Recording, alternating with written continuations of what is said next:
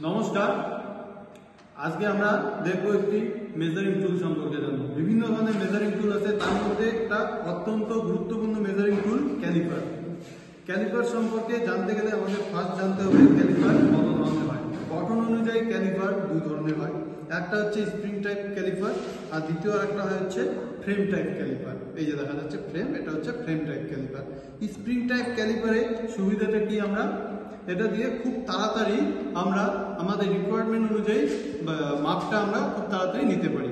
আর হচ্ছে frame type ক্যালিপারে সেটা করতে রিকোয়ারমেন্ট অনুযায়ী মাপটা নিতে আমার একটু টাইম সাপেক্ষ হয়, যার জন্য এখনকার মডার্ন ডেতে আমরা স্প্রিং টাইপ ক্যালিপার বেশি ইউজ করে থাকি। আর আমরা যদি বলি তো ক্যালিপারের ইউজ অনুযায়ী কয় ধরনের ভাগ করা যায়, ইউজ অনুযায়ী মোটামুটি ক্যালিপার 4 ধরনের ভাগ হয়। প্রথম আসে ইনসাইড ক্যালিপার, যেটা হচ্ছে আমাদের ভিতরের মেজারমেন্ট করার জন্য, কোনো কিছু ভিতরের মেজারমেন্ট করার জন্য। আউটসাইড ক্যালিপার কোনো জবের বাইরের মেজারমেন্ট করার জন্য। তারপর আসবে আমাদের জেনি ক্যালিপার, এই যে দেখা যাচ্ছে জেনি ক্যালিপার, যেটা হচ্ছে প্যারালাল মেজারমেন্ট করার জন্য। তারপর আসবে আমাদের ডিভাইডার, যেটা হচ্ছে সার্কেল করার জন্য।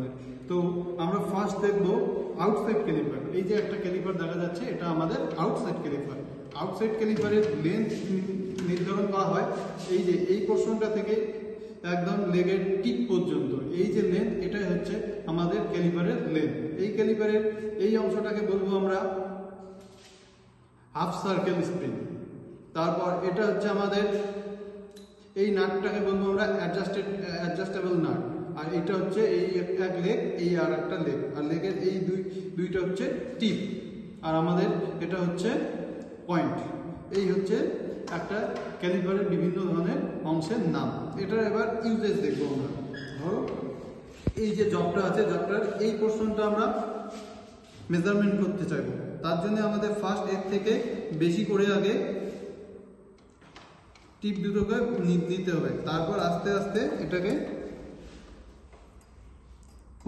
কমিয়ে দিয়ে একদম যখন দুটো মাথা একদম লেগে যাবে, এই মাপটা এবার ট্রান্সফার করতে হবে আমাদের স্টিল রুলের কাছে।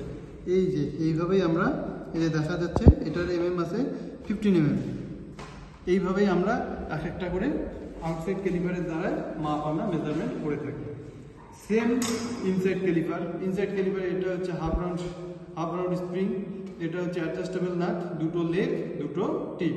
এটার কাজ একটি, এটা হচ্ছে ইনসাইড বলতে ভিতরের মেজারমেন্ট করার জন্য আমরা ইনসাইড ক্যালিপার ইউজ করে থাকি। এই যে দেখা যাচ্ছে আমরা এই যে ভিতরের এই জবটার ভিতরে কতটা মেজারমেন্ট আছে সেটা মাপার জন্য আমরা ইনসাইড ক্যালিপার ইউজ করে থাকবো। এই যে দেখা যাচ্ছে এটা হচ্ছে 20 mm দেখা যাচ্ছে।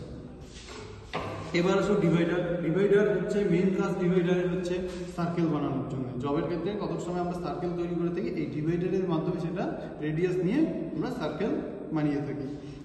এবার আসলে অত্যন্ত গুরুত্বপূর্ণ একটি ক্যালিপার, যেটাকে বলি আমরা অডলেগ ক্যালিপার, কেউ বলে এটাকে জেনি ক্যালিপার। অডলেগ ক্যালিপার কারণ এটার একটা লেগ একদিকে থাকে আর একটা লেগ থাকে না এখানটায়। এই যে দেখা যাচ্ছে এটাকে স্কাইবার বলে। স্কাইবার দেওয়ার কারণে এটাকে আমরা বলি অডলেগ ক্যালিপার। এটা হচ্ছে ফ্রেম টাইপ অডলেগ ক্যালিপার। এই ক্যালিপারের মেন উদ্দেশ্য হচ্ছে প্যারালাল আমরা কোনো একটা দাগ করার জন্য বা প্যারালাল মার্কিং করার জন্য আমরা এই জেনি ক্যালিপার ইউজ করে থাকি। এই যে এইভাবে একটা প্যারালাল সাইডে প্যারালাল দাগ করার জন্য আমরা জেনি ক্যালিপার ইউজ করে থাকি। ধন্যবাদ সবাইকে।